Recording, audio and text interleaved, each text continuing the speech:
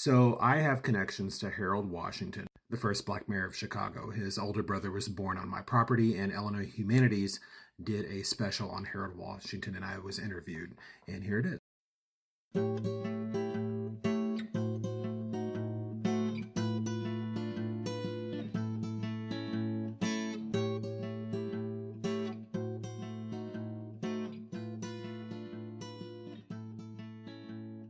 You might expect to find a portrait of Harold Washington, the first African American to serve as mayor of Chicago, at the DuSable Black History Museum on the city's south side, Roosevelt University, the mayor's alma mater, or Chicago City Hall.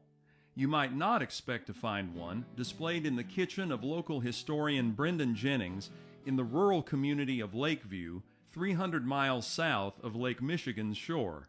But you would. Here's why. So this is the original foundation to the Allen family homestead, where we believe that Roy Washington, Harold Washington's older brother, would have been born. It is not a standing location anymore, but we still have the foundation on the property. Although Harold Washington's birthplace was Chicago, his parents moved there only 2 years beforehand from the Lakeview Carrier Mills area in southern Illinois' Saline County, where his mother, Bertha Jones Washington, was raised. So Lakeview was founded between 1820 and 1830, and it was a group of families. They came from, my understanding is, they migrated from what would be the western side of North Carolina, but previously lived in the very southern part of Virginia. Family lore states that they owned property, and because of the color of their skin, that wasn't popular, so the laws were changed and they moved from Virginia into North Carolina. Once again, family lore.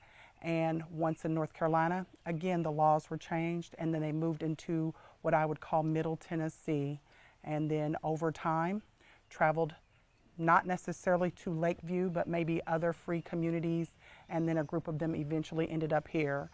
And we're fortunate in that there are a lot of representations from those families still here locally, or we are connected to them. So this isn't a community that existed and then everybody just went away. This is a very active community. Active, strong, proud community. Correct. Of descendants who want to carry on what our forefathers laid out. Harold Washington's father's family also had deep roots in rural black communities in southern Illinois, as we know from a remarkable book, The Ancestry of Mayor Harold Washington by Curtis Brassfield, a specialist in African American genealogy. Harold's great-grandfather, Isom or Isham Washington, was enslaved near Lovelessville in western Kentucky and served in the Union Army during the Civil War. Around 1900, he and his family moved across the Ohio River to the Brookport area in Massac County, Illinois, where he farmed and preached at the local African Methodist Episcopal, or AME, church. Isom's son, Mac, followed his father into the ministry, pastoring several AME congregations in southern and central Illinois. Those included 2 in Lawrence County, home to a long-established black population. The Free African American story is what I'm going to call it. It's part of our heritage here in Lawrence County. It began over 200 years ago. They came from the South, South Carolina, North Carolina, Virginia, Kentucky, Tennessee. So pretty well all down south is where they come from for one reason or another. Some came up with white farmers and worked as servants, and some came up, I'm sure, on the Underground Railroad, which was, we feel, is right near the Wabash River. They came in here in the very early 1800s, 1815, and they settled in, they owned land, they owned their own property, they became farmers, and they worked the land, they had their own churches, their own schools, between Pinkstaff and Russellville, 2 small towns. At one time it was even considered, it was called Little Africa. The old Bethel AME Church was considered the mother church. It was here. It began in the 1880s, and these folks that were settled in around this area here in Bond Township decided that it was time to create a church. I believe they were having church in a home, and That's when it began, and actually it was started out in an old log church, and we have a photo of that old log church with some of the early members of that church. There must be 100 people in there. In 1916, there was a minister by the name of Mac Washington. In 1916, he actually founded and started the St. James AME Church in Lawrenceville on 11th and Ash Street. So the country folks were attached to the Old Bethel Church, and the townsfolks were attached to St. James, but they did combine services, and it worked out quite well. And as a youngster, I remember going to the Old Bethel Church as well as the St. James Church. Another youngster who undoubtedly attended both Bethel and St. James churches was Reverend Mac Washington's son, Roy. Roy Washington graduated from Lawrenceville Township High School, one of the few racially integrated high schools in southern Illinois at the time, around 1917 or 1918. In 1916, he had married Bertha Jones of the Lakeview Carrier Mills area, where the couple lived and had 2 children before moving in 1920 to Chicago's Bronzeville neighborhood. There, Bertha pursued a musical career, while Roy became an attorney, a Democratic precinct captain, and a part-time AME minister. Their son, Harold, the future mayor, was born in 1922. Several members of their immediate family remained in southern and central Illinois. According to local memory, young Harold Washington occasionally visited Saline County. Harold Washington's connections to small communities in downstate Illinois differentiated him from many other Chicago-based public figures of his era, including many of his fellow African-American elected officials whose families had come from the Deep South during a subsequent phase of the Great Northern Migration. That raises an intriguing question. How did Harold Washington's family roots in rural Illinois influence his perspective on urban-rural and interregional relations within our state? The answer to that question has proven more elusive than we at Illinois Humanities anticipated when we began investigating it.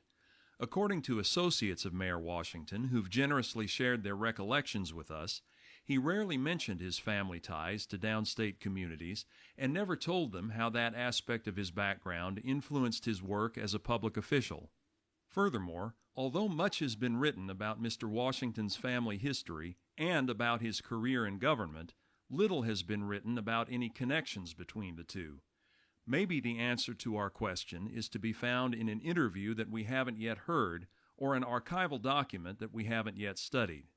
We do know that his family tradition of Methodist preaching inspired his love of language and penchant for public speaking.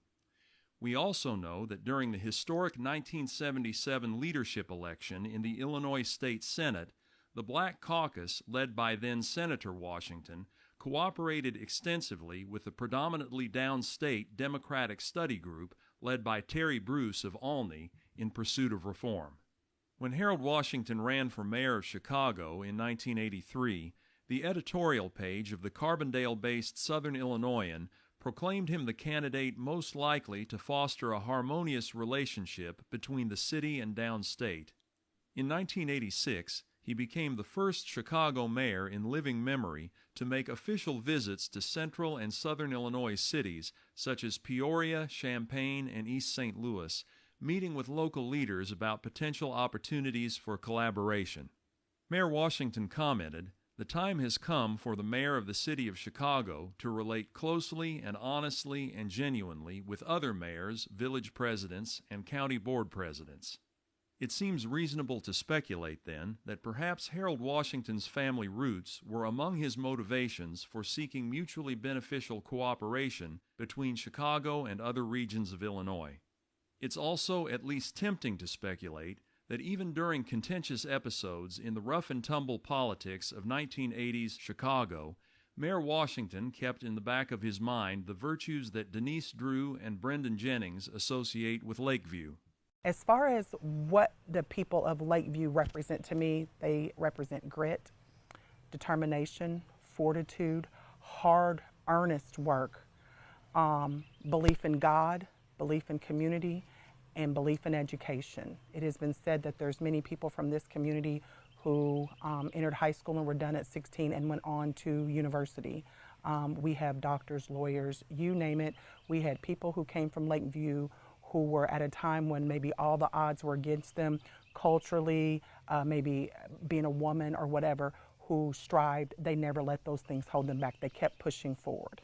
Lakeview to me symbolizes, and the community here symbolizes resilience, it symbolizes strength, it symbolizes humility, and the American dream even in the face of adversity.